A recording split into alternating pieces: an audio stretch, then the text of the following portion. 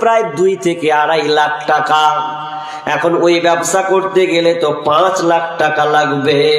তো এই জন্য আপনি কি করলেন, আপনার বন্ধু হোক আপনার যে কেউ হোক না কেন, বললেন ভাই আমি এই ব্যবসাটা করব, আমার সঙ্গে কি তুমি শেয়ার করবে? তো বলছে ঠিক আছে করব। দুজনে 5 লাখকে জড়ো করে নেন। এটাকে বলা হয় অংশীদার, এটাকে বলা হয় শেয়ার, এটাকে বলা হয় পার্টনারশিপ। অভাব কি ছিল? টাকা। টাকা তো টাকার অভাব কারণে দুজনে একটি হলো, 5 লাখ হয়ে গেল।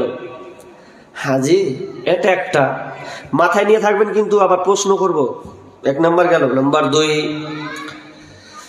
আপনার কাছে টাকা আছে, সব কিছু মজবুত আছে, এরপরও আপনি দেখবেন পার্টনারশিপ নিচ্ছেন কেন? তো আপনার বুদ্ধিটা একটু কম। বুদ্ধি যদি কম হয় তাহলে